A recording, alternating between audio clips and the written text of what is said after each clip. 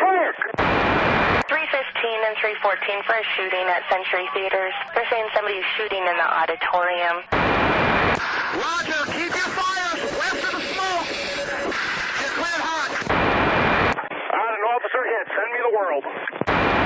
Don't go over that fence. Don't go over that fence. Grab the shotgun again.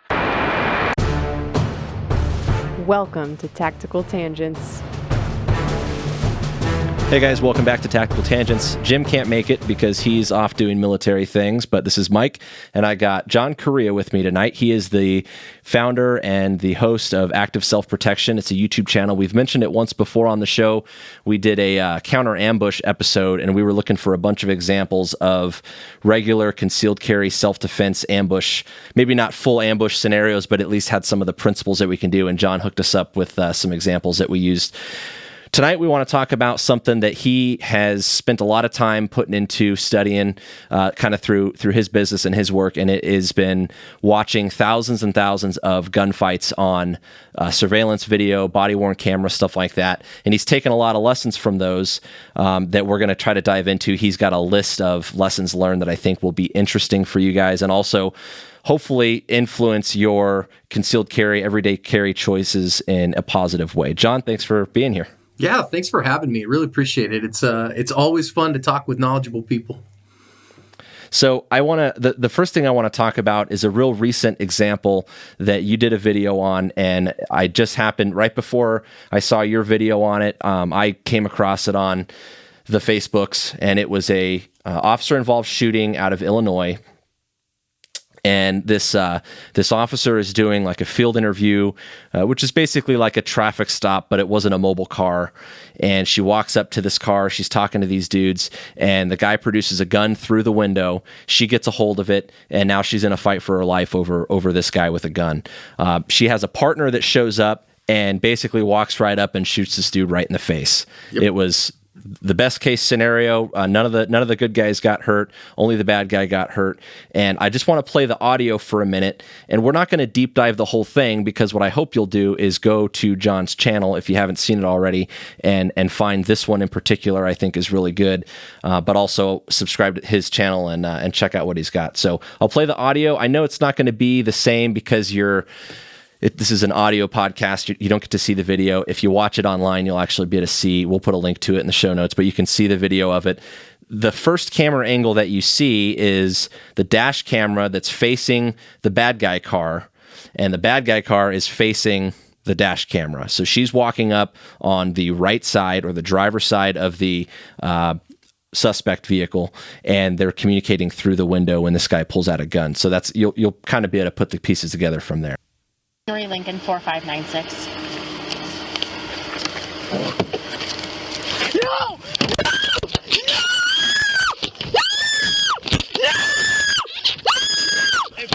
If you stop, I'll leave. Okay, I'll leave. No! Let go. Let go. Hey, no! No, Tether! No, Tether! No! Please don't shoot me! Please! Don't shoot me!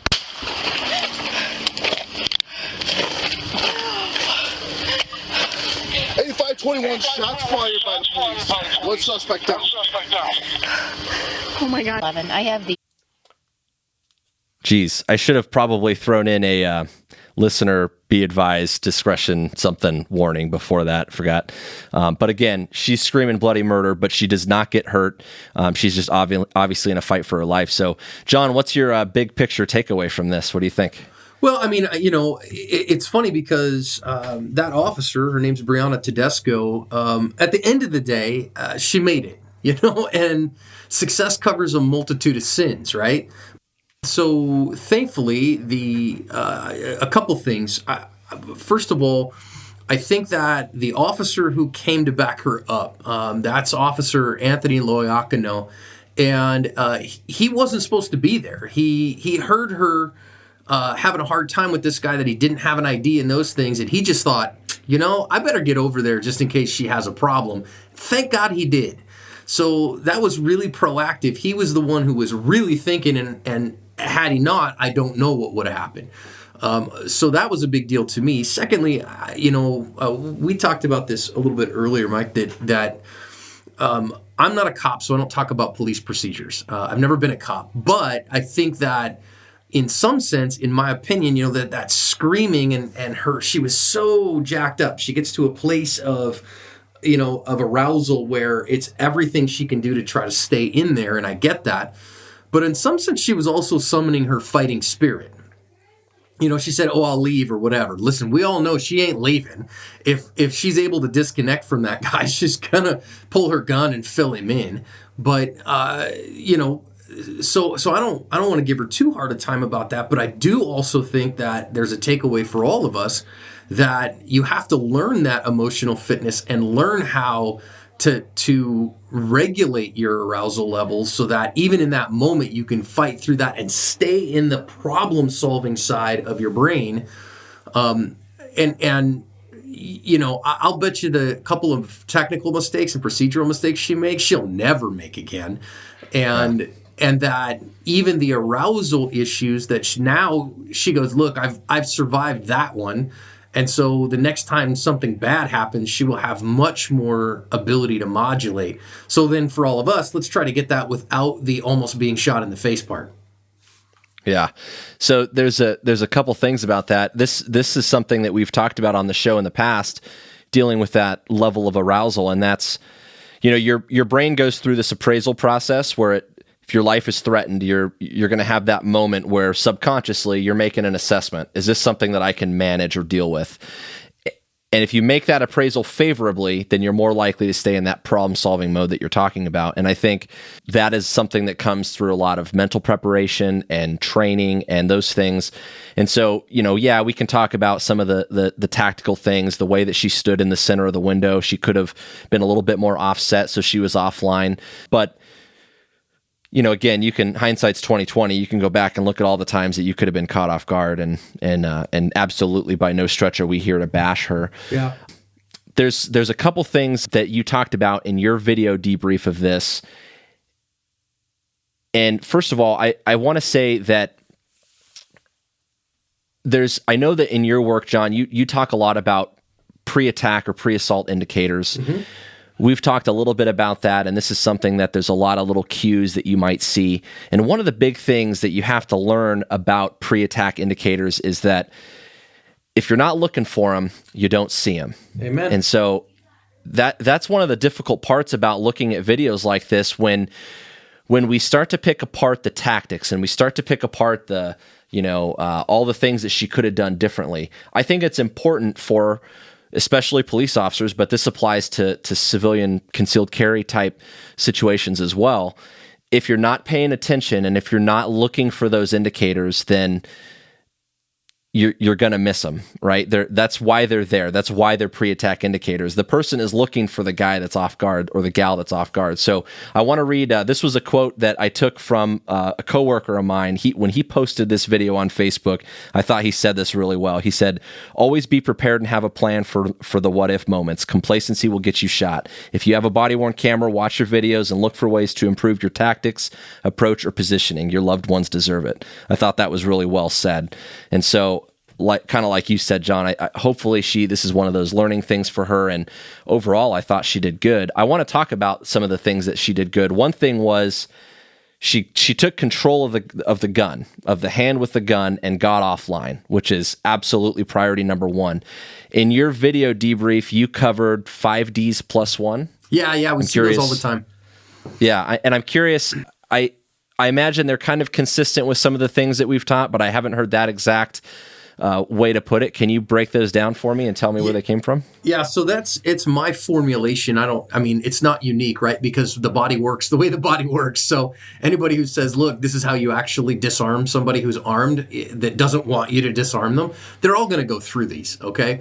But I spent 15 years as a pastor, and so, you joke, you got to have 3 alliterated points in a poem in order to make a sermon. So, if you have alliterations, and then I was in the Navy before that, so you make it simple for dumb sailors, and alliterated points help that. So when we talk about more the 5 acronyms Ds too. plus one, the plus one is controlling the distance. So the first D is distance. That if I'm talking about using my hands and they have a tool, I have to control the distance. If I don't control the distance, they will they'll murder me. Simple as that. So if they got a firearm and I can't get close enough to get my hands on it, I have no chance. If they have a knife and I let him get that knife into me, well, now I'm stabbed. So controlling distance is number one. Once you've done that, that's the +1 that everything else fails without it.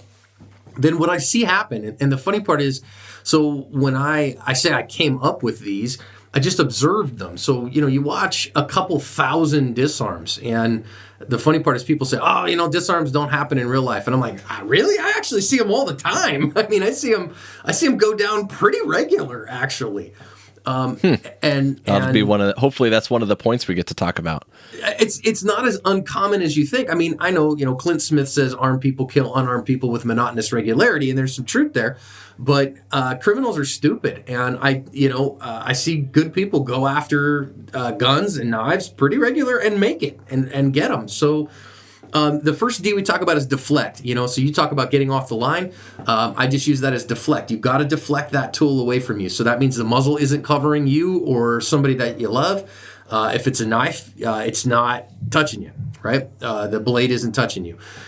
Because if you miss that one, well, listen, you could get a great hold on that gun, and if it's pointed at you and he pulls the trigger, you're dead. So that's dumb. And then once you get that deflect, you got to dominate. So the second D is dominate. You have to dominate. The worst thing to dominate is the actual tool. So if I dominate the gun, if I have a hold of the slide or whatever, or I've got two hands on the gun itself, that's okay. It's better than nothing, but better to dominate the hand with the tool in it, better to dominate the arm with the tool in it.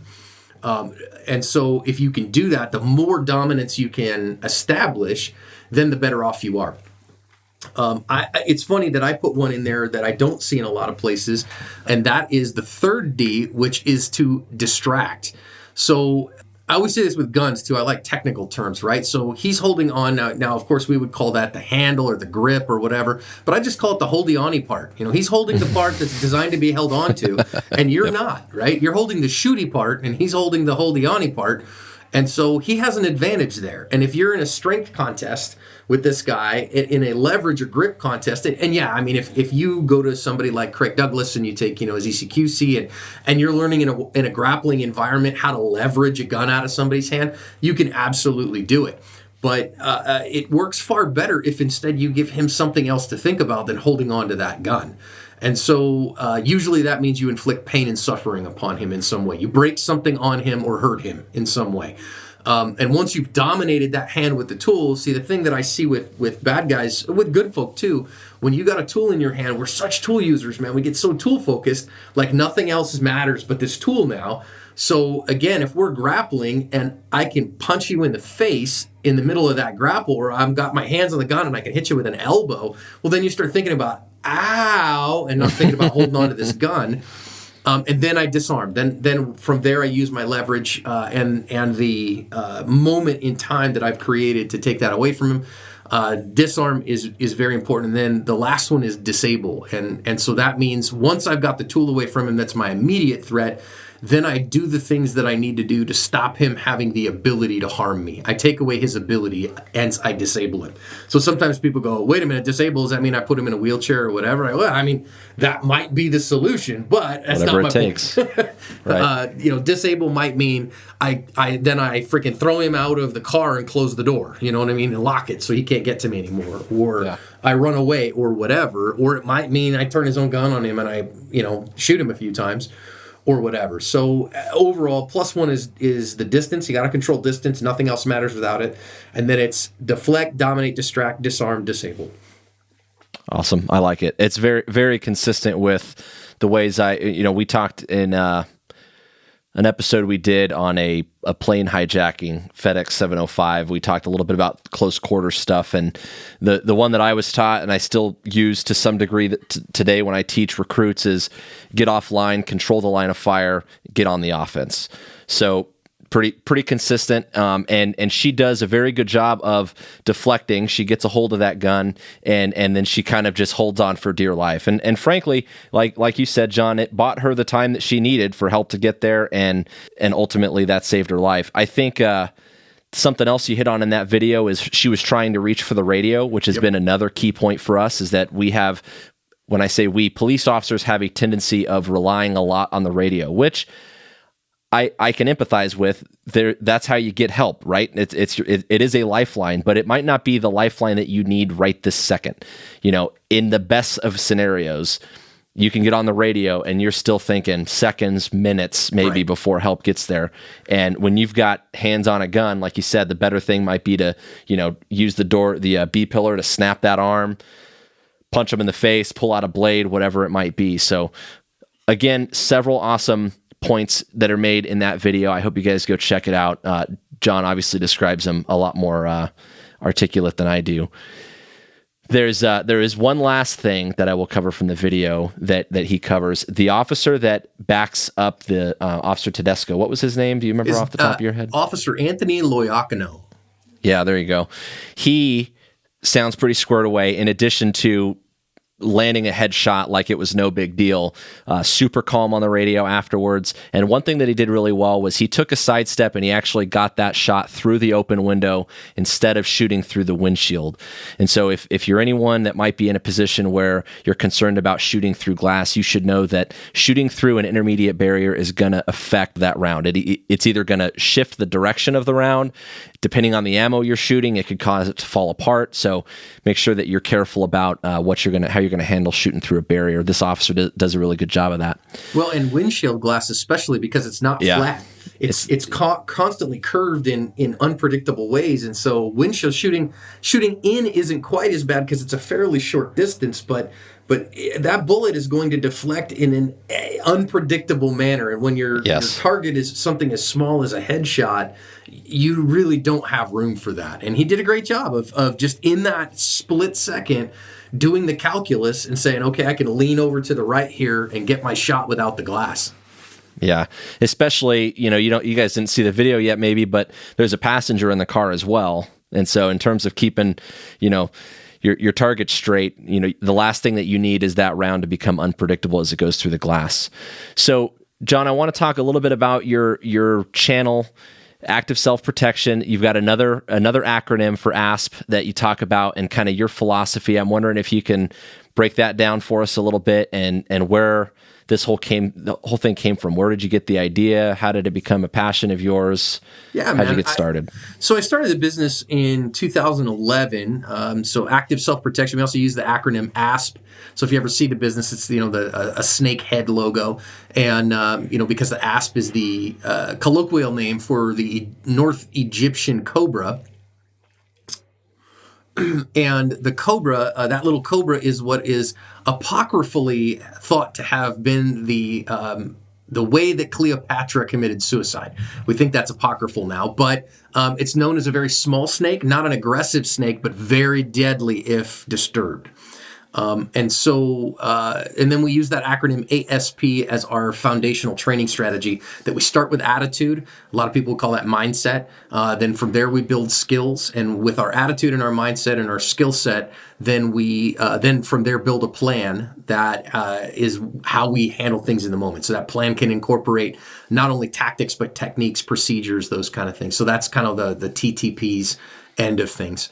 So the business started in 2011 because I really had gotten into self-defense. And as most of us know, when you start getting into this is an expensive hobby. When you're buying guns and going to classes, and when you're taking martial arts and you're going to tournaments and you're doing all this stuff, it's expensive, man. And I've always had a side hustle going on in my life. And so I thought, man, how do I make this more affordable? Well, if I teach classes, and I'm a teacher at my core, so I taught a lot when I was in service. And then when I got out, I went to graduate school. I pastored a church for 14 years, almost 15. And so I taught undergrads for 9 years and graduate students for 5. So teaching is kind of the core of my competency. And so I thought, man, why don't I just teach some handgun classes too? Then I can write off ammo at least. And, because I got to be good and go to classes and those things. And then the videos came about because really, honestly, social media. So I'd started a Facebook page for the company and thought, man, maybe just rather than people in my local area, I can try to help people think and be educated in their area, wherever they are. So that's where the Facebook page came from. It was first. And then the videos came because people would, when Facebook first started rewarding video content, and really kind of trying to prioritize that and compete with YouTube, really. I saw my first couple of real life surveillance videos of real life attacks, and I posted a couple of them to the channel, and people went kind of bazonkers for them. And that caused me, actually, I took the first one I ever saw, I took to my martial arts teacher, my mentor. His name's Lawrence Robinson, and I've been his student for 13 years now. And I said, man, this is it was a brutal knife attack out of Thailand. And I was like, what are you going to do? This is holy crud, man. And and my teacher, as humble as he is, I love this man. At the time, a 5th degree black belt, now a 6th. And he was like, John, I don't know that we have anything in the system right now that's really competent for that much mustard on it, So let's work on it. Let's just get after it and find some things and work. And for a guy of his stature to say something like that is a real mark of humility. So then I started putting them on the channel, on the Facebook page. And people send them to me, and so then I post them, and I started just by typing in some stuff, typing in some lessons, like, hey, while you're watching this, think about this. And that did good. And then somebody sent me a video with like a really long intro, so it was like 2 minutes of boredom of nothing, and then like 20 seconds at the end of action. And so I was like, I had some software on my computer that I could edit, and while I was on YouTube trying to figure out how to use that to cut stuff out, it was like a basic tutorial, and it was like, hey, you can also dub audio. And I was like, oh, I could dub audio. That would be Light cool. bulb. And that's where it was born from. And people really responded well to those. So we did them on Facebook for about 1.5 years. And then YouTube sent me an email and was like, hey, if you want, because I had a YouTube channel for the company, but I didn't really do anything with it. It was a couple of videos of me shooting on the range. It was really a whole lot of nothing. And but it got enough viewers on stuff. They sent me an email and said, hey, you can monetize your channel if you want and put ads on it, and it'll make you some money. And I was like, yeah, sure, why not? I mean, why would, here's a free $5 bill. Nah, I'm good, Yeah. So I did, and I had this backlog of videos that had already been on the Facebook page. So I started putting some of those on the YouTube channel, and it just went boom. I mean, it was a huge growth curve. So we really started the YouTube channel in earnest in really April of 2016 is when we started it. And today, in fact, we went from there where we had about 6,000 subscribers in April of 2016. And today we crossed 1.3 million. Yeah, I was going to bring that up, actually. 1.3 million subscribers on the channel. It's now That's huge. Right there at the largest, or within the top 2 or 3 on any given month. It depends on the month. Most viewed firearms or self-defense related channel on YouTube. In the entire world. That's amazing. Last time I checked so I've got the channel listed in the education space. In fact, so that I don't misspeak, I'm actually going to look it up while we're sitting here talking, if you don't mind. Not at all. What I'm going to do is there are how about that? I'm listed in the education space, and I'll bet you, there we go. Top 250 by channel type. Last time I looked, let's see if I'm still in there. Let's find it. There's that. I don't see it. No. Okay. So last time I checked, I was in the top 200 channels worldwide in the education space as listed on Social Blade. Because there's not a lot of channels in the education space, and the ones that are mostly kids stuff. So that's kind of cool. Yeah, that's awesome. Yeah, top 5,000 channel and overall channel views, lifetime channel views worldwide of all channels of any kind. Which I never planned to be. I mean, this wasn't who I was supposed to be, so it's just kind of weird, and I'm grateful for it. It's a labor of love, and we get messages now, gosh, it's at least weekly from people who are like, hey, man, you saved my life. And I'm like, nah, I didn't save your life. You saved your life. Tell me what happened.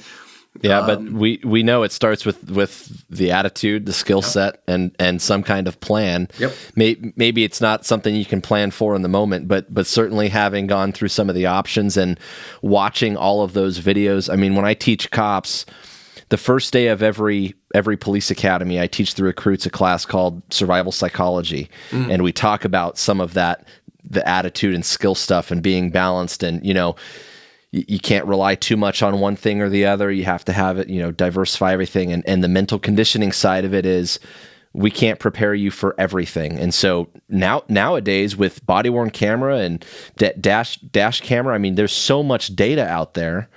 And the more that you watch, the more that you go, what if, the more you ask yourself, what little variable could have changed this, could have made it different, could have made it better, could have made it worse. That's all part of that planning process, because you're just building that index in your mind. So it's one of the most humbling things to me as a trainer. And I work my butt off. I mean, I train all the time. I mean, I'm a nut. My wife is about tired of me, honestly. But it's one of the most humbling and gratifying things when I get, sergeants on police departments who say, "Hey, man, I show my cops your videos," and I go, really? Yeah, man, I really love the way you break them down. We have 2 state post boards that I know that use them. That doesn't surprise me one bit. And recall. We have actually one national. Every single cop in Sweden watches my videos as part of their certification process, which is weird, right? At the NRA annual meetings this year, I had a SWAT cop come up and like, "Oh, hey, man, our team uses your videos all the time." And I'm like, really? That's cool.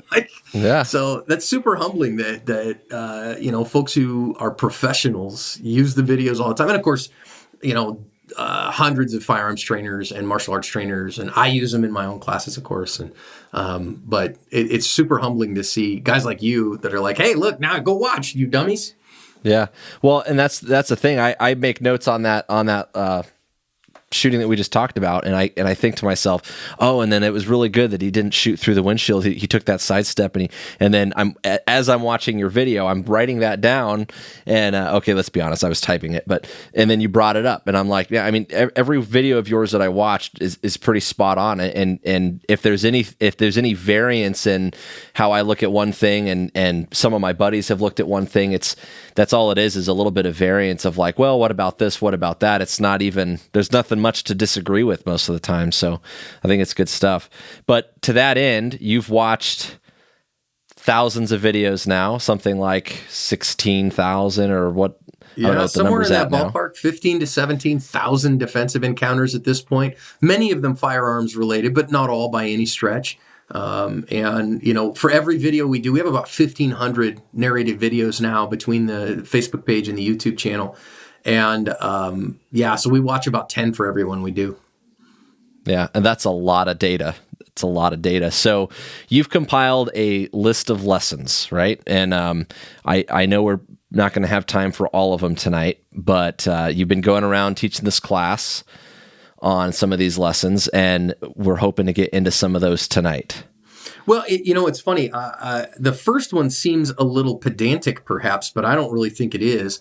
It doesn't really apply to on-duty cops, but for off-duty and for CCW, lesson number 1 is carry your stinking gun. Pat Rogers said, your car is not a holster, right? And he was a little flowery in he would add an expletive in carry your gun.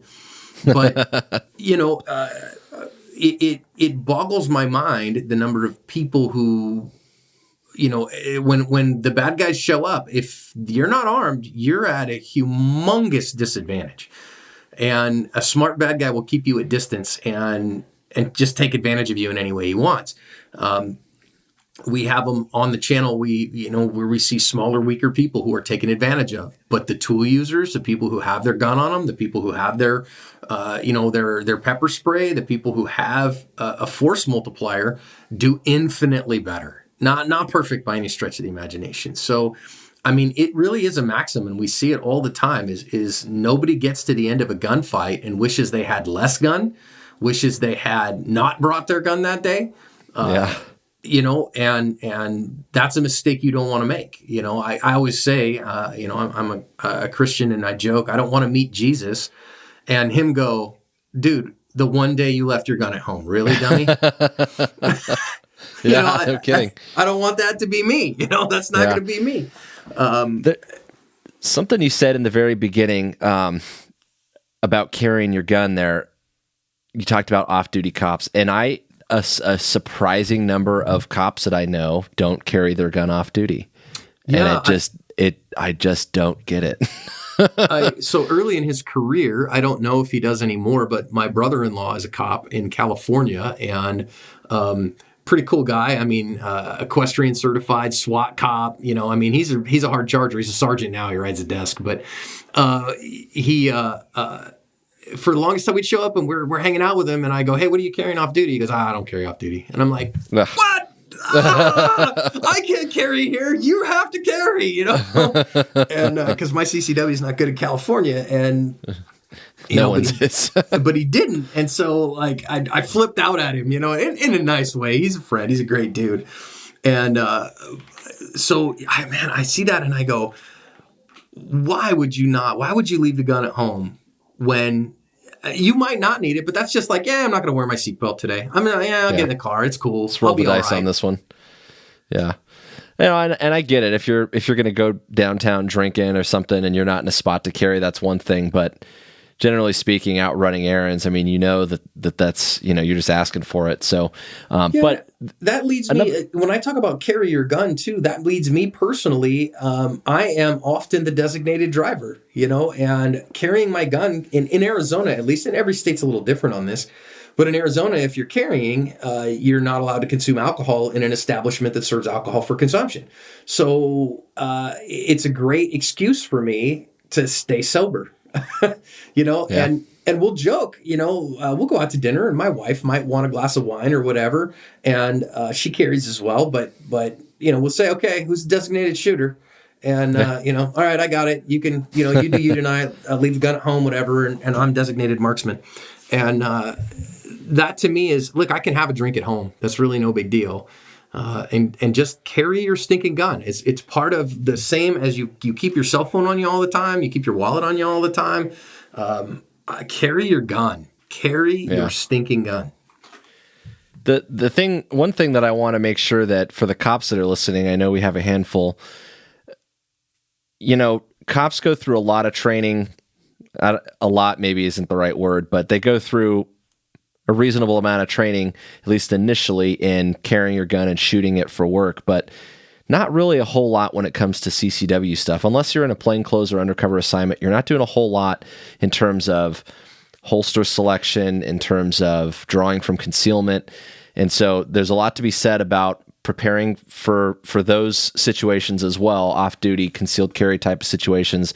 And again, I'll refer you back to John's channel for that, because that's I don't know what the percentage, John, of what you look at. I know there's a handful of, at least a handful of law enforcement encounters in there, but the majority seem to be huge regular. Bulk is you know, CCW style, and an off duty is functioning as a CCW.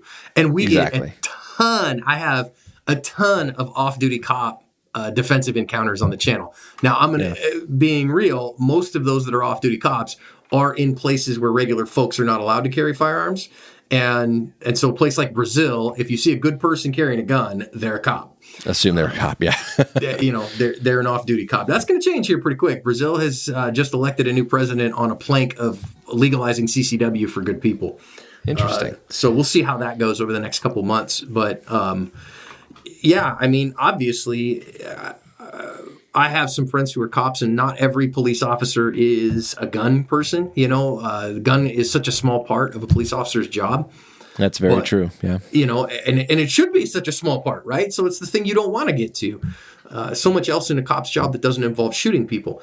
But boy, when you need it right now. And the ones who I know who train, I just trained this last weekend with Gabe White, and we had. My friend came with us, and he is a peace officer in a department here in Arizona. I'm not going to out him, but and a very, very good shooter. And the guys who get out there and train, and the gals who get out there and train, man, they're the best that are out there. I'd say that. Yeah, they're the guys that are taking those aggressive 3-yard headshots without any hesitation. So I can't remember how many you came up with. I know we talked about top 5. Yeah. So the first one was carry your gun. Is that what we're going with? 5-ish? Yeah. That's number 5-ish 1. Big ones anyway. Number 1 is carry your gun. Number 2 is I mean, the most underutilized skill is simply knowing where you are. Awareness is the most underutilized skill, and the biggest problem that I see people that sucks their life up, again, not on-duty cops, but in the real world, in the non-cop world, is the smartphone. Smartphone is your awareness vacuum. Because it's designed that way, right? So a smartphone is designed to get into your pocketbook. It's designed for you to buy apps and to make purchases, and therefore the manufacturers and the service providers make money on that, right? So, you look at it and you go, oh, it's for me to make phone calls. No, it's not. It's for you to use apps and buy things. That's what they want you to do, because phone that's where calls their money might be comes from. the thing I use my phone the least for. Right? Nowadays. And it sucks up your attention. It's designed to hold your attention. But if you're not careful, that can rob you of knowledge of what's going on in your world. And so, man, I say this so often on the channel. It's a mantra. Awareness buys you time, and time buys you options.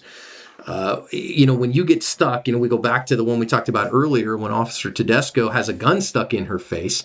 Dude, she's out of options. She is in a fight for her life. She has nothing to do but get her hands on that gun and hope for the best. Now, maybe if her awareness said, this guy's sketchy as heck, and I'm going to position myself in a place where I'm at maximum advantage to try to maybe deter him, or where I can see some things. Again, I don't want to do cop procedure stuff, but maybe that awareness of, this is sketchy, or he's doing some target glances and I'm worried about that. Or, I can hear this verbal loops, so I can see him cranking away at something in his brain. That awareness is incredibly useful. When you know pre-attack indicators, when you can see a guy who's picking at, his waistline, so you're like, yeah, there's something there I don't like, or target glancing, or stuff like that. And I mean, that's its own behaviors. Repetitive behaviors is a big one for me. And like I said, there's two big points that I have about pre-attack indicators. One is absolutely study them. There's a lot of things in law enforcement when you encounter somebody that's lying to you, for example, it's usually pretty easy to pick up on, like, oh, this guy's lying. And you don't know why. It could be that they don't want to get in trouble, or it could be that they're going to try to kill you. But just picking up on it is key. And that brings me to the second thing, which is, if you don't look for them, you're not going to see them. And so you don't need to memorize a list. It's not like I can hand you a sheet of paper, or a book, and say, okay, go study these pre-attack indicators and you're good. You could not know really any of them. And if you're paying attention and you're really actively looking and scanning for something to catch your attention, anomalies, if you will, then you're more likely to see them and catch them. So I see what you're getting at there, John. I like it. Yeah, I mean, the way that I always talk about that is, so some people in the self-defense community, they get a little gung-ho, and they like Jim Mattis's statement, be polite, be professional, and have a plan to kill everyone you meet. I think that's not great for a mindset of a civilian in the continental United States. I don't have a plan to kill everyone I meet, but I do look at eyes and hands. So when I'm in an environment where it's a public space and I have never met somebody or whatever, somebody's coming up to me, the two things I look them in the eyes to see, because the eyes are the windows to the soul. They can tell you what someone's kind of heart is. And then I just look at their hands. What are they doing with their hands? Are their hands open? Can I see that there's nothing in them? Because man, if they're going to kill you, it's coming from their hands. And so whether that's a tool or just their bare hands, whatever, they got their hands all balled up in fists. You're like, that's something weird. So I give a quick glance to the eyes, quick glance to the hands. If everything looks good, great. And then watch the body language from there if you need to do something. So that awareness of, and those can change. So let me say that based on where you are, your culture. Now, what is a pre-attack indicator in Memphis may be slightly different than a pre-attack indicator in Los Angeles. Those are different cultures, and those folks may say things differently. I was in a seminar by Dr. William April, his Unthinkable seminar, not long ago, and I forget what city it is, but it had a couple that got killed because the bad guy showed up, stuck a gun in the woman's ribs, and said, "Give it up." And she was like, "What?" Because she wasn't from there and didn't know what that meant. Well, in his lingo, give it up means give me your wallet. She went, what? And he took that as an affront and shot her. So you're like, oh, okay. So knowing the cultural differences can really help you as well. Where you live, that might be a little bit different. That's like we joke, if you're in Central and South America, two guys riding on a moped in Central and South America or riding on a motorcycle together is you're about to get mugged. There's just no question about it. Whereas my wife and I were in Thailand last year, and dude, if you don't see at least two people on a motorcycle in Thailand, something's really weird. Doing it I've wrong. seen 6 on a moped.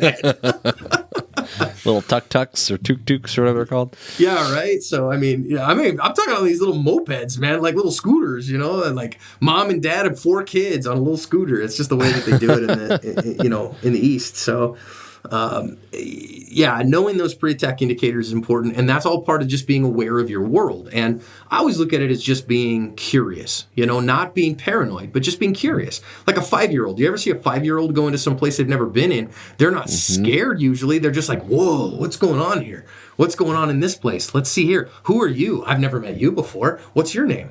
And one of my favorites is why. Right. Why, Daddy? Why, Mama? Why is that guy walking over there? Why is that guy doing that? Why is he doing that with his hands? Why does he have a mask on his face? Why is he? Oh, he's probably going to rob us. It's like asking yourself why and being curious. You're right. I think it's it's kind of a dialogue in your head. It goes a long way. The big one I usually ask is, why is he paying attention to me? If we're in a place, we're in a gas station or whatever, like people are coming and going, and they're not paying attention to you, right? They're just doing their own thing. Most people are clueless. So you see somebody from a little ways away, and they're watching you, and you're like, Now, okay, sometimes in my world now, I get a couple glances here and there because I'm an idiot YouTube celebrity, right? So somebody, oh, it's John from Aspen. I get people come up and want a selfie sometimes. And that's cool. But when they're watching, I got to go, okay, wait a minute. Why are they watching? Are they watching because I look like a tasty target, or because I want to get a picture with the YouTube idiot? So that awareness is definitely lesson number 2. Nice. What else you got? So, there's a whole bunch. And really, the number 3, if you're going to get in a gunfight, you cannot miss fast enough to win. You just can't. Really, the rule of thumb is the first person to put a shot in the meaty bits of the other guy wins in the high 90s%. And we jokingly say that's because of what I call the fibs factor, right? You put a shot in the meaty bits of some guy, and he will say, fudge, I've been shot. And he'll usually say that with aplomb, and you see that huge startle, and then he's not thinking about, hey, I got to hurt this person. He's thinking about, ouch, that hurts. I want to get away from this. So that fibs factor is huge. And so, it's been misattributed to Wyatt Earp. It's actually from the character in the movie Tombstone, where he says fast is fine, but accuracy is final. But there's a lot of truth there. It's what he did say is that in a gunfight, you've got to learn to take your time in a hurry and get your hit. So that's when I teach live fire classes. My first thing is I say, look, you got to learn to get that gun out of the holster and put a shot in the primary zones, right? That 8-inch circle in that high center chest, fast. How fast do you have to go? Probably faster than that, just faster. You have the rest of your life to figure it out. Yeah, it's a competition, right? So, some people say, well, competition's not gunfighting. That's true, but gunfighting is a competition. Somebody's trying to kill you, and they're hurrying. So, and the first one to put that shot in the meaty bits of the other guy gets way ahead. Then you have all the time in the world. So I'm not the biggest proponent of, 0.17 splits or being able to just really burn down a bill drill. Not that shooting fast is not good, but if I can whack him with one, then I have a little bit of time to whack him with a second one and hit him with a third one and hit him with a fourth one. While he's still figuring out, ouch, I'm being shot, I got to go do something about this. And especially because we as self-defenders are accountable for every round. So I don't want to live with my conscience on missing the bad guy and hitting an innocent and causing a loss of life. So that marksmanship is really the master. And learning to get your gun out of the holster, wherever it is you're carrying it, quickly and on target. I always say that the lesson that we've learned, so my standard is in an emergency. Now, there's plenty of draws that are surreptitious draws in the CCW world. Not in the law enforcement world, right? I mean, if it's going to guns in the law enforcement world, it's going fast. CCW world, plenty of times where you want to get the gun out without anybody knowing and then use it a few seconds later. But when it comes time for an emergency draw, 2 seconds is, you have 2 golden seconds is what you have. And if you can't get the gun into the fight in 2 seconds, you're way behind. And for professionals, we'd rather have under a second and a half. There's a couple things in there that you mentioned. First of all, this, correct me if I'm wrong, but it almost kind of sounds like there's 2 lessons here, because you have the marksmanship angle, which is you need good hits and you need them right now, and then you've also got the first guy to get rounds in the bad guy or in the other guy. So not only be fast, but also be first. I think those are related, but both important elements, because I go back to this action is faster than reaction thing. And what I see a lot of times, I see this unfortunately way too often in cops, where you've got a guy that's kind of fighting with you a little bit. Maybe it's not, we're not on the ground rolling in the dirt fighting, but like we're trying to get control of this dude. He's pulling away. I'm trying to put him in handcuffs. It's going to be, we're going on this back and forth kind of tug of war thing. And they get stuck in this circle of like, well, who's going to make the first move? Because every second that you spend not making a move, he's getting ready for his next one. Right, 100%. And so I think there's an important point to be made there about the longer that you wait to do something. And this kind of goes back to some of my rants when I talk about de-escalation and stuff. All good things. We should try to resolve things peacefully and yada, yada, yada. But that being said, sometimes a swift escalation will prevent further escalation. 100%. You might be able to end that fight right now. So, well, and a good thing there for less lethal tools. Yeah. So I say all the time, dude, there's a whole lot less justification necessary to pepper spray someone than to shoot them. And if some guy's yipping at me and I'm worried, God, that guy's about to punch me in the face, we're about to have a fight, and I just bless him with the hot sauce instead, I may not have to shoot him later. And so there's a balance there for sure.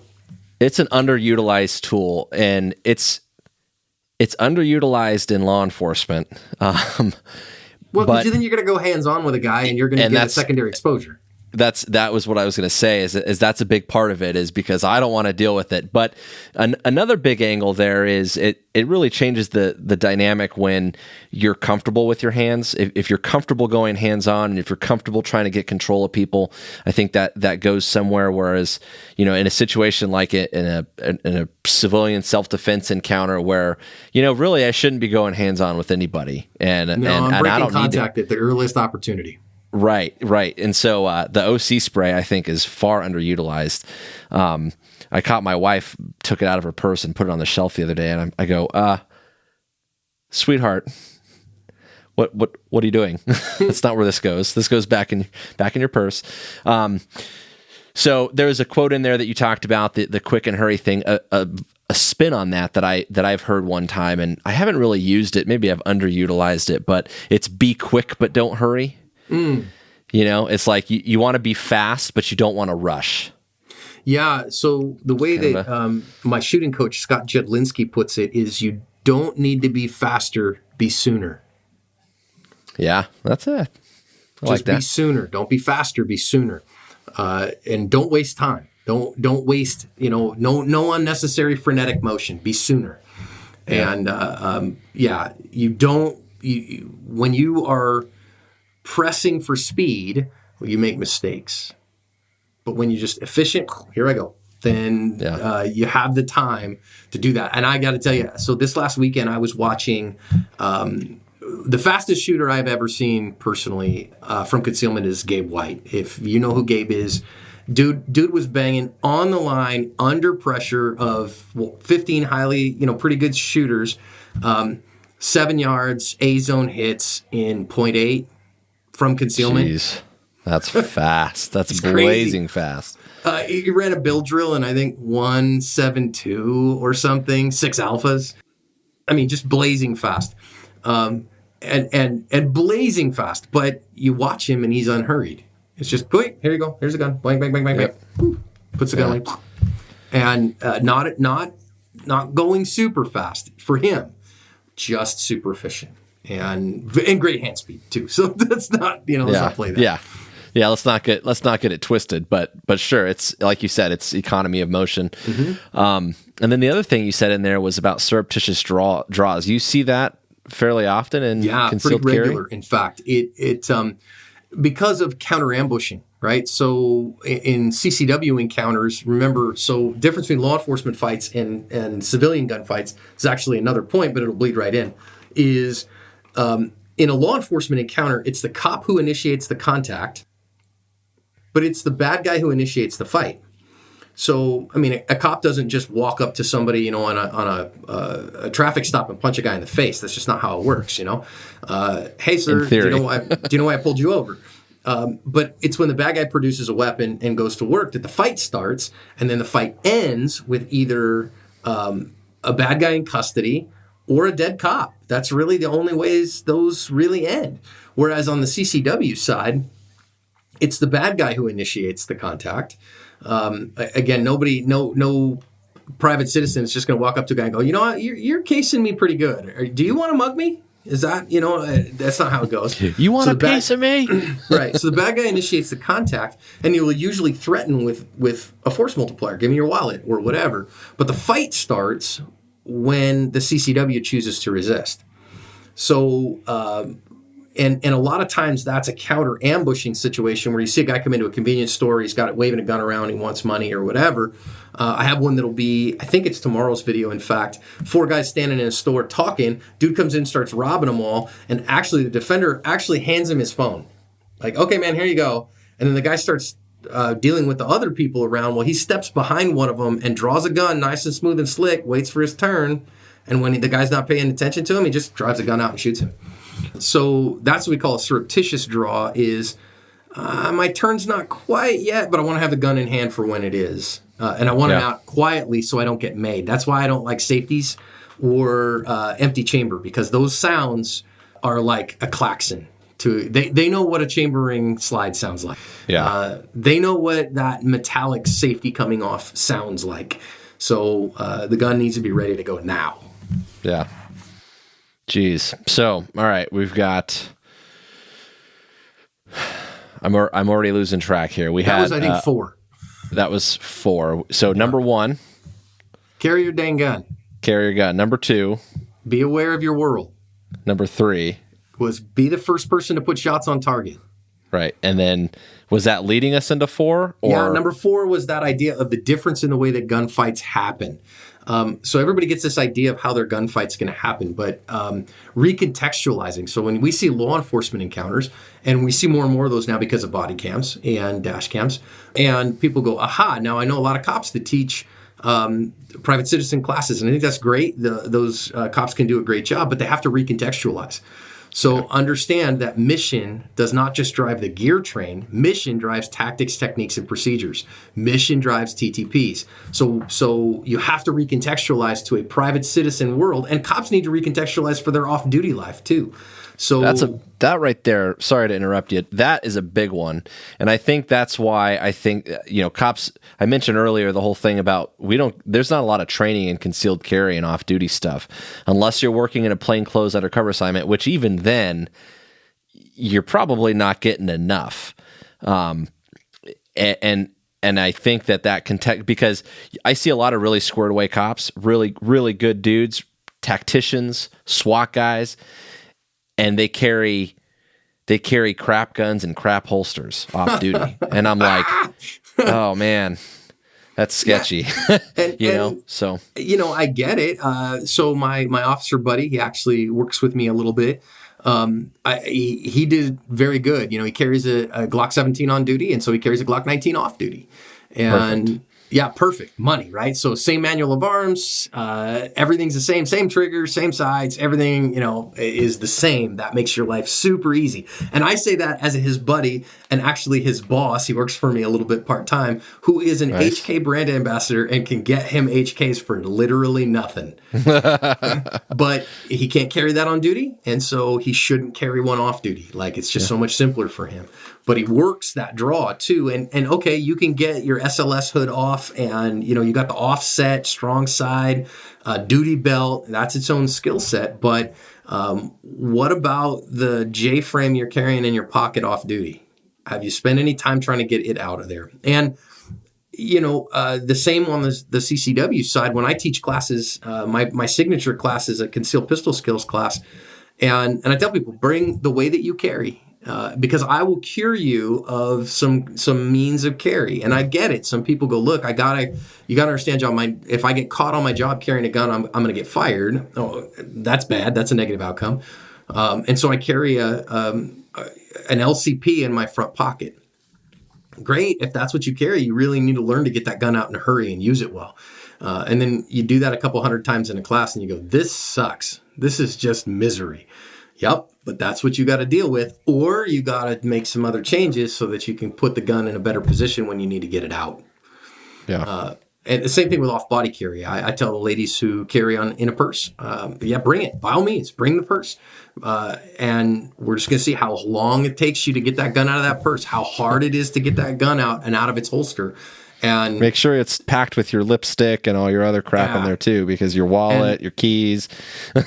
Yeah, right. And I've never had a lady who carried a gun in her purse at the end of the day go, yeah, I'm comfortable with that. I feel pretty good. I'm going to keep doing that. Yeah. Instead they go, I got to find a way to get my gun on my body, huh? Mm-hmm. Yeah, thank God that's the conclusion. Yeah.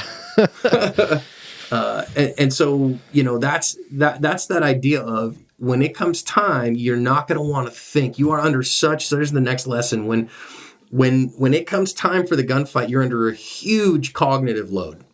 And when we're standing on a square range and there's no other real threats around and there's a static piece of paper in front of us or a steel plate or whatever, it's the best case scenario. So listen, I'm prepared for that, shooter ready, standby, beep, right? So I know, my hands are up in my defensive fence. I'm going to clear my cover garment, get the gun out and go. That's the best case scenario. But when I'm recognizing, I think that guy wants to kill me, I better stop him. And now I have all this other stuff going on. I have a little one. What am I going to do with my child? Oh no, is it really happening? What do we got to do? If I have to think about, how do I get this gun out? And how do I get the safety off? And how do I put the bumpy things on the target and press the trigger straight to the rear? I have too much. I'm overloaded. So the training that you do needs to be to a subconscious competent level. Proficiency to a degree of automaticity. Right. Yeah. And the big word is automaticity. So I need to have automaticity in my handgun skills because I am not going to think on that moment, okay, sights on the target, grip the gun like it stole something from me and press the trigger straight to the rear. You're not going to think about that. If you're not doing that already all the time, then you won't do it in the moment because you're thinking about so much else. And the adrenaline dump, I don't think it removes fine motor skills. Pressing the trigger is a fine motor skill, but it does say the reason we can do this one is because that's the one we practice all the time. And so we can maintain it and we're really good at it. You see national champion shooters at shooting national championship matches using their slide stock. Why? Because they've done it a bajillion times in practice. So they have automaticity. They don't even think about it anymore. Yeah, I remember something that bothers me is, several years ago, I had this kind of light bulb moment where I was starting to challenge some of the things that I was taught. And hopefully most people, as they gain experience in whatever profession that they do or hobby, really anything, you start challenging assumptions. That's something a theme that we talk a lot about on our show. And I started really questioning this idea of doing reloads and not using the slide release. And I saw a lot of really good shooters, using the slide release to include high-end military special ops types. And I'm like, hold on, if these guys are doing it, then what's the problem with us doing it? And what I struggle with is it's the level of training that a lot of at the basic recruit level, these cops that we're putting them through this training, they go out to the academy, they go through field training, and now they're out on their own. And how much do they shoot? I mean, you'd be amazed how many people show up at our range at quals every year and don't pass. Right. Well, because they haven't shot since the last qual. And and part of that's on their agencies, because they're not getting them out there often enough. And I think my department has gotten better at that, but you still have people that are either they don't go take advantage of it, or they're not really, frankly, giving any shits. Like they're not putting in any work, and it just drives me crazy that we're training to this level, and so we've got to tailor the training for everybody in some way that we could say, well, we've got to train an inferior technique because we're at this lower common denominator thing. And I personally, I struggle with that a little bit. Yeah, I do too. So great study by Carl Wren, who owns Care Training in Texas, and he calls it beyond the 1%. That as he studied all firearms owners in Texas, and I think that we could extrapolate that to the country, that only about 22% of shooters, of people who own guns, got to the range 5 times a year. And so that's every other month. And I look at that and I go, gosh, I wish I could get most people who carried a firearm to go to the range every other month. That would be a big number. 22% honestly sounds like a lot to me. Yeah, me too. For that, honestly. And less than 1% took a formal class under instruction beyond their license to carry. And that number, I believe. I believe that too. Yeah, so it was like my wife took a class with me in December. Citizens Defense Research, John Johnston and Melody Lauer came and taught the armed parent and guardian, and my wife was in there with me. And I think that's so cool, by the way, because I've seen posts about their class. I think that's so cool that someone put something like that together. I don't have kids, so I can't, It was great. And I told her, I was like, hey, you're in the top 1% of firearms carriers in America this year. You took a class. Way to go. Yeah. And so to get out there and train, because you're going to need it, And so if you go, well, wait a minute, I can be the least common denominator. It's the same thing. The history, if you get historical a little bit, the reason for Israeli carry, the reason for chamber empty carry was because when the Israeli army was propping up, everybody brought their own guns. And so you get this, how do we maintain a training doctrine in this group of guys who have different kinds of guns, different actions of pistols, different manual of arms for the safety, everything. There's 150 different ways that this is going to go. Oh, I know how we do it. Safety off, magazine full, chamber empty. So everybody gets the gun out, chambers the gun, and goes to work. Well, same thing with, whether, you go power stroke or whatever, it always works. And that's very true.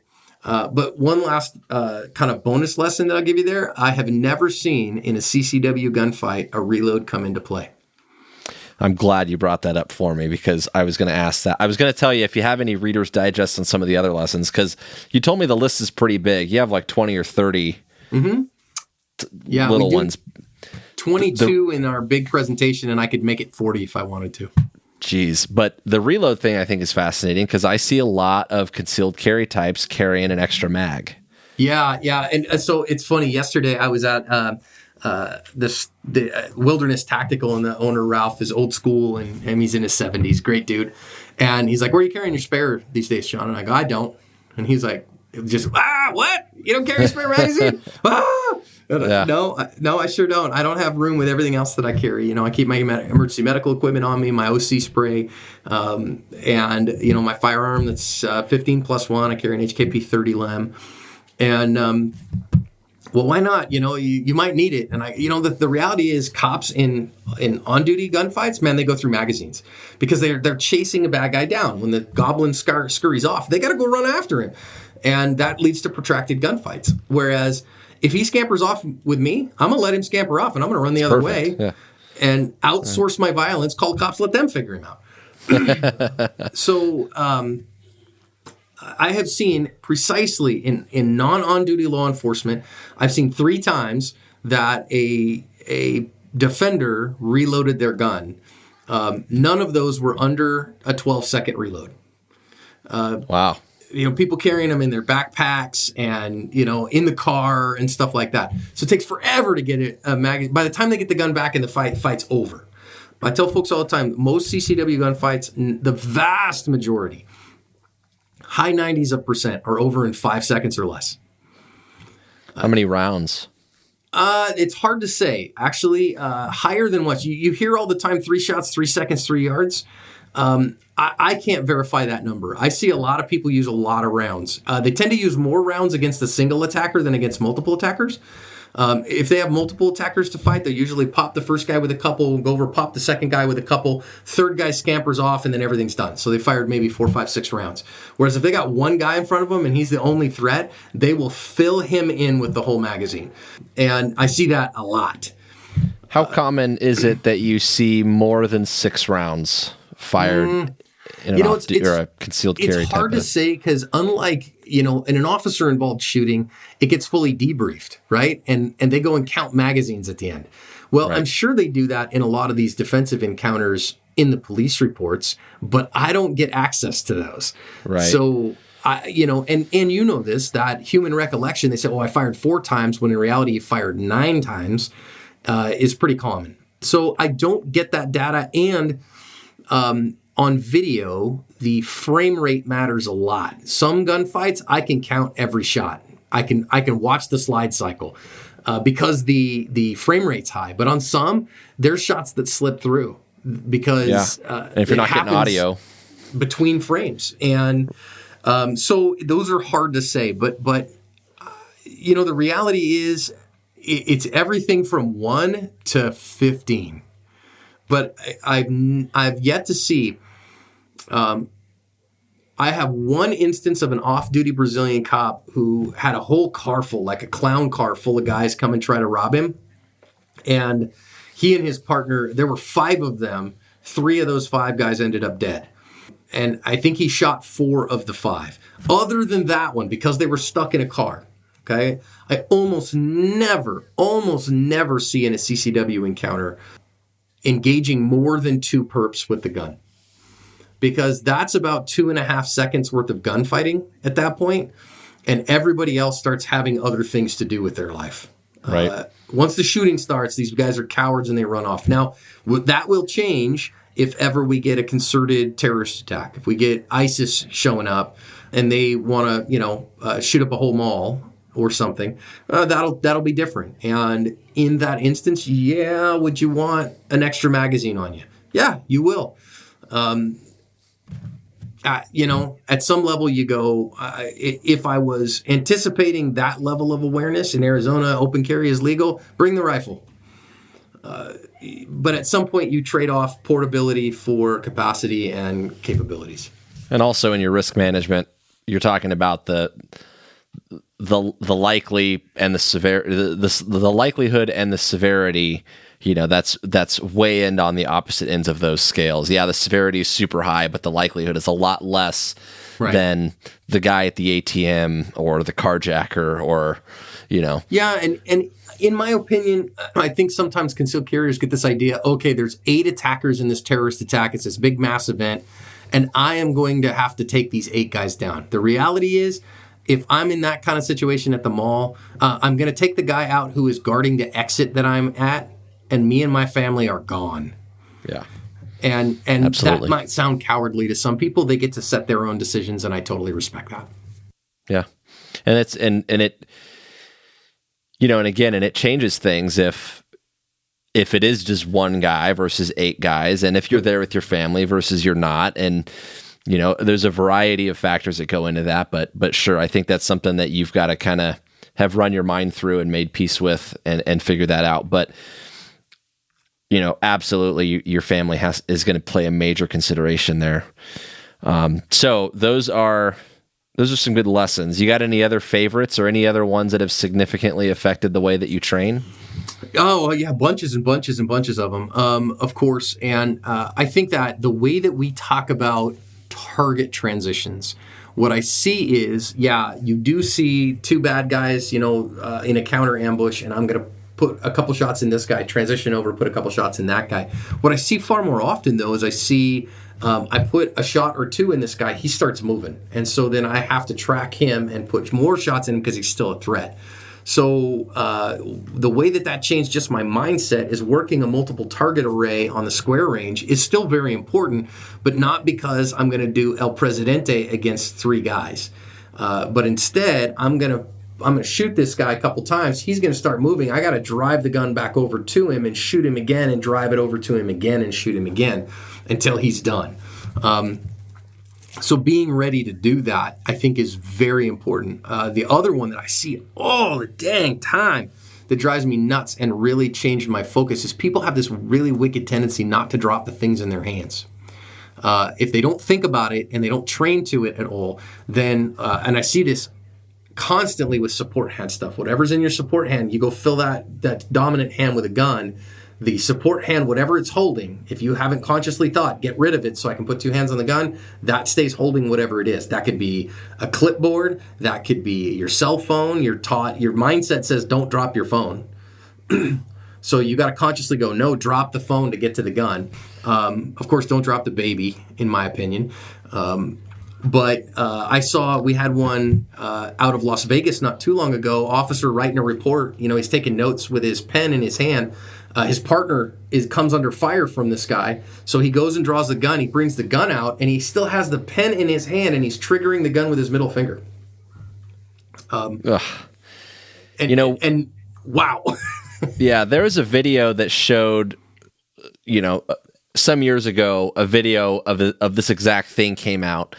And so our range staff did a couple drills where they put something in your hand, not a phone, because it was, no one wants to break their phone. It was like a, use an empty inserts, cartridge case. Yeah, that's exactly, I was going to say the insert from, box of ammo, you take the ammo out and it's got the little tray that the rounds sit in. They put something like that. And so they ran some drills like that. And we did that once, and I haven't seen it again. And for as much time as cops spend with something else in their hand, flashlight, pen, notepad, man, we got to do more of that, I think.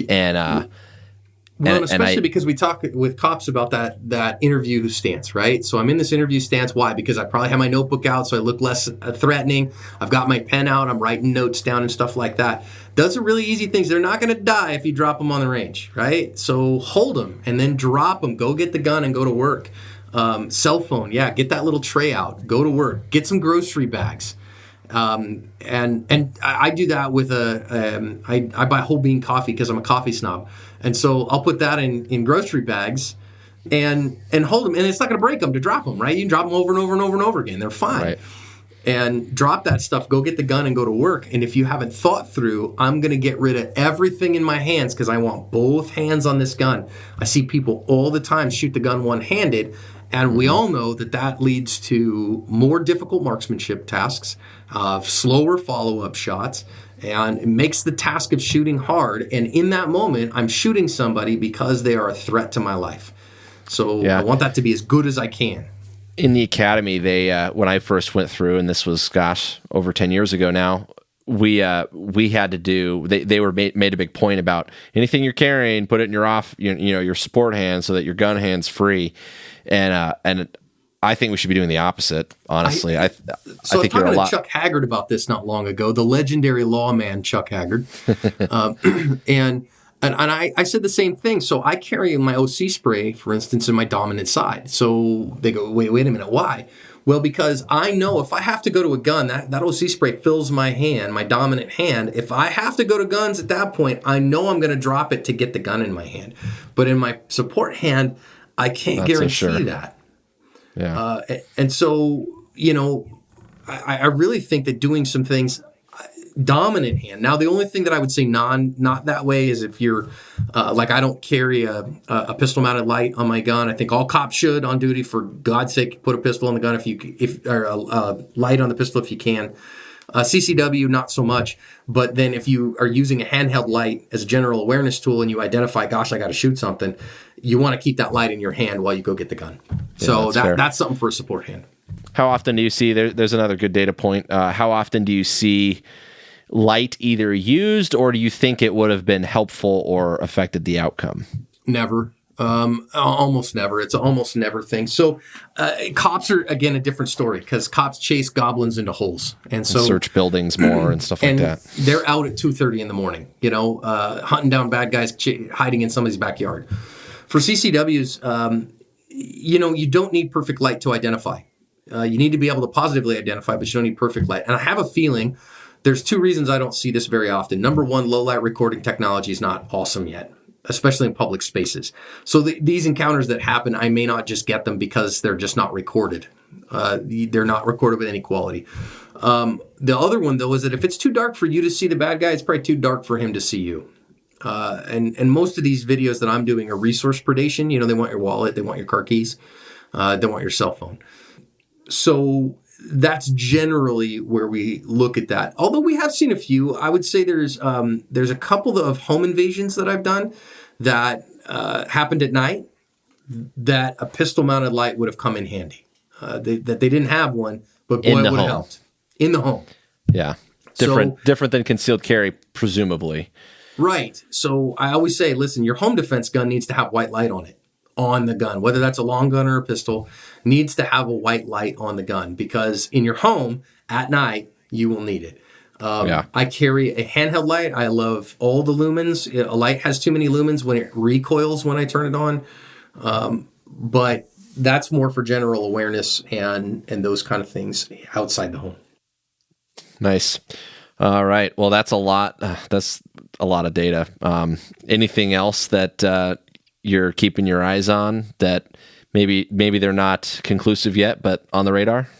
I am looking for. I have not seen a video yet of anybody ever use a defensive knife to get to a gun. And now, again, non-on duty, right? So on-duty cops get in grappling matches all the time. And people try to take their guns. I've seen a couple of times, heard of a couple of times of cops using defensive knives to pick someone off them. I have never heard of somebody who is carrying a firearm who used a defensive knife to get to their firearm. I'm not saying it's never happened. Yeah. I've never seen one on video, and I've never heard of one. I have a gripe with law enforcement training, and I don't think this is isolated to our area or our department or our state. I think it's something that's probably widespread throughout the country. But there's not a lot of, first of all, the training hours are very limited. Proficiency training hours are very limited. And so you get your defensive tactics or what some agencies call arrest and control tactics, your fighting stuff, and you get your firearm stuff. And a fraction of both of those have a little bit of weapon retention stuff. There's not a lot of grappling. And I felt very underprepared before I took kind of matters into my own hands, for some of those grappling type situations. And the fixed blade thing, having a knife on your person, center line, a la Craig Douglas. I haven't been to his classes yet, but I've been trying to get my department to bring him out for an LE only course. Nice. Working on it. But it's against policy for my agency to carry a fixed blade knife in the manner that someone like Craig would recommend. And I feel very, I don't know the right word for this, but I take issue with that because I feel like there's some negligent training there happening, in the sense that what you're saying is you're seeing that all the time. I know I've personally met at least two people, and I know of at least one other case in my department since I've worked here that have fought over guns. Yeah. And that's not in a lot of time. And so unless they're coming up with better solutions for cops retaining their guns, I kind of think that's a foul. Like, one, you're going to take away one of the good options for dealing with that problem. Two, you're not really training cops for being prepared for an entanglement grappling type of scenario. We're getting better. The guys that are out at our academy right now are doing a lot more defensive tactics stuff, and it's a good start. They're off to a good start, and hopefully that continues. But it's just something that I, again, I go back to the training that cops get. And so much of that now is risk mitigation more than anything else. It's determined by attorneys, and insurance agents, not by the people who are going to go home and live with the consequences of it. So, and institutional inertia is a thing. When I was in the military, gosh, people are like, "Oh, this is military. It's great." I'm like, dude, don't lie to me. I was in the military. We were using state-of-the-art 1964 technology when I was in. I mean, we had cabinets that operating nuclear reactors that had vacuum tubes in them, man. Not even transistors, had vacuum tubes in them. And that was in 2000 we had that. So, like, come on, man. Like, we're way behind. And police departments are the same way. They get institutional inertia, and it's very hard to make those changes. So that's actually why one of the reasons I love just being a regular private citizen, because I don't have any institutional inertia. If it makes better sense to my mission, I can adopt it right now. Yeah. And that's a good thing. Part of I can that resonates well with me, because part of the reason we started this program was to try to get, and it's not just for cops. Obviously, that's my background, so it's going to have that flavor. And I talk to cops because I want to help cops. It's one of my big missions, and it's one of Jim's big missions. But it's something that if we can get people thinking critically and challenging their decisions a little bit on stuff like that, then maybe we can advance it forward. But you just told me right now that as a guy who's watched thousands and thousands of 15 to 17,000 gunfights, you're seeing cops getting fights over their own guns on a pretty regular basis, right? And not uncommon. I mean, of course, because you think about it, there's two ways the fight goes when you're going to fight with a suspect. Either they want to get away from you, because they're trying to take them into custody or whatever, and they're trying to get out of that. Now, they'll turn around and attack you to get away from you, or they want to overwhelm you because they're mad at you. And that leads to fights over guns. And that gun that cop is wearing, because everybody knows he or she has it, is in an offset, prominent position. It is very visible, and it is not just a great tool, it is a powerful talisman. It is a marker of power. And so you're going to get in fights over that thing. People are going to focus, tunnel in on that. Yeah. Yeah, and I don't mean to portray that having a fixed blade is going to solve that problem in and of itself by any stretch, but it's just something to think about. It's if we're involved with training and we want to step up our game and we want to mitigate risk, perhaps the way to do that is by investing in people, and that means better training, more knowledge, challenging assumptions, right? Well, training our officers and our CCWs, right? So in the words of Patrick Swayze in the great movie Roadhouse, be nice until it's time not to be nice. Yeah. And that, knowing when you flip that switch, that we have now gone from I am trying to be very kind and solve this non-violently to I am going to be violent enough now that I am going to win. Yeah. That's a tough line to walk institutionally. Yep, I agree. Making decisions with commitment, I think, is in agencies in particular have a problem addressing that reality, that like, hey, sometimes we got to kill people. And it's like, and that's one of the reasons what I love about having my own podcast is that no one can tell me what I, can't say. I can't talk about ongoing work stuff, but I think it's important. And I think for cops and for concealed carriers and for military guys, it's important to put that on the table and say, no, you're talking about someone's life. And sometimes this is the reality of the topics that we're discussing. And so like, let's not make light of that. Let's not beat around the bush there. Let's address the fact that you're talking about like, hey, sometimes we're going to have to kill a guy. And yeah, that's ugly. And so like, let's not take away from the seriousness of that issue, Well, and I think that's the same in CCW. You know what I mean? Like, listen, if I always say I shoot to stop the threat, right? So I'm very big on that. I'm not playing games with that. I'm not after killing people, but I want them to stop whatever it is that they are doing. And it's serious enough that I've chosen that the only thing I can do in the moment to stop them is put a lead projectile in them. So, okay, I had to do that. And am I prepared to do that? And am I prepared to live with the consequences of that?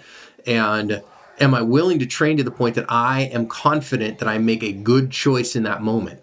And of course, in a departmental setting, now it's not, am I that trained, but am I confident that every single person that I am accepting liability for is at that standard? If the answer to that is no, well, then I either have to change the standard or I have to invest more in training. And in this day and age of incredibly limited budgets, saying, hey, we want to increase our training regimen, and that means we want to pull cops off beat when we're chronically understaffed already. And I want to, hire people from the outside or have full-time trainers on the inside and invest, resources in that. Man, that's asking an awful lot. So it's not a problem that I think I have a solution to. My solution for myself is, I quit my job last February, so I just run an active self-protection full-time now. And, told my wife, I'm going to train like it's my dang job. And she's like, yeah, go for it. Have at it. As long as the bills get paid, I don't care. And so I think that whether you're a cop or a private citizen, you don't have to do that kind of with the abandon that I have this last year or so, but you do have to invest in your own competence because there's nobody else coming to save you. Yeah. And that really brings me back to, because I agree. I think, as I hope I alluded to, was that absolutely applies to civilian concealed carry because, again, you're talking about a decision that doesn't have a lot of barriers. Just about anyone, you can go out, you can buy a handgun, you can throw it in your pants and carry it around every day.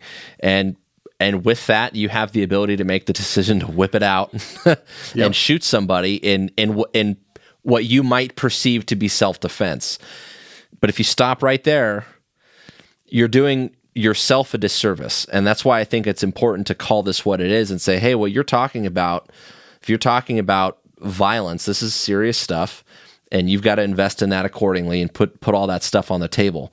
And I think, from the way you describe it, John, is that's the attitude thing, right? It starts with the attitude thing, because if you have that mindset, then it drives everything else. It tells you, like, okay, if I'm going to carry this thing, then I need to get in the range and shoot.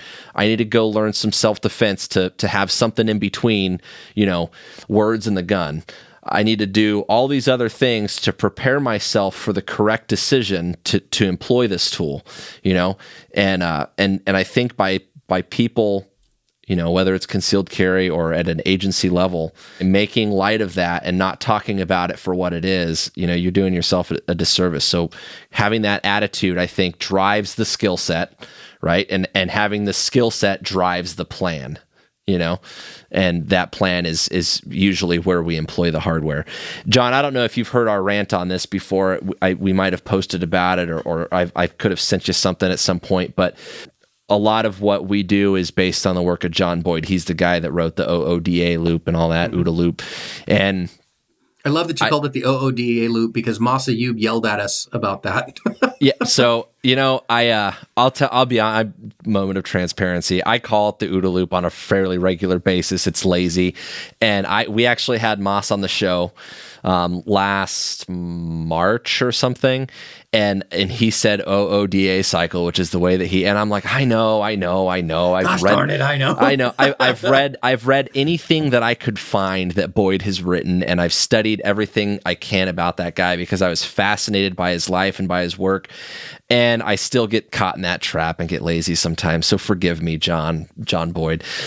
Anyway, but one of his philosophies, he did this thing where in the Pentagon, he was working in, acquisition and research and development, and they were looking at buying all this new gear, and they wanted to put all this equipment on the F-16 and the F-15, and he was trying to reduce the emphasis on all the fancy stuff and focus more on the human element, the decisions, the human factors and that stuff. And so that's where we got this mantra, people, ideas, hardware, from. Because he used to say, machines don't fight wars, people do, and they use their minds. People, ideas, hardware, in that order.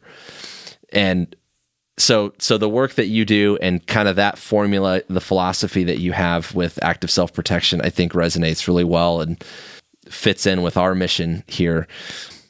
So I appreciate the work that you do, and I think that anyone that is serious about concealed carry self-defense needs to go subscribe to the channel and pay attention to it. Start watching videos, and by all means, feel free to disagree. Just like with this podcast, I tell you guys the same thing. if we're getting it wrong, tell us. I think the dialogue is important. Just talking about the ideas, getting them out there goes a long way. So you don't have to agree with everything, but I think just having that conversation goes a long way. So that's all I got. John, you got anything else? Hey, man, I appreciate you having me on. Thanks for the discussion. It was a great time. This is awesome. All right, guys. Well, I hope you got something out of this. I know it was a long one for us, but there was so much good information, and we're grateful to John for being here. Make sure if you're looking for an optic or binos or anything like that, you go check out our sponsor, Right On Optics. You can use the discount code TACTangents to get 15% off. They got a lifetime warranty. They're legit. RightOnOptics.com. Remember, we put out new episodes on the 1st and the 15th of every month. If you're on Facebook, go find the new TAC Tangents podcast group and join us there for some discussion. That's all we got. We'll see you next time. Take care.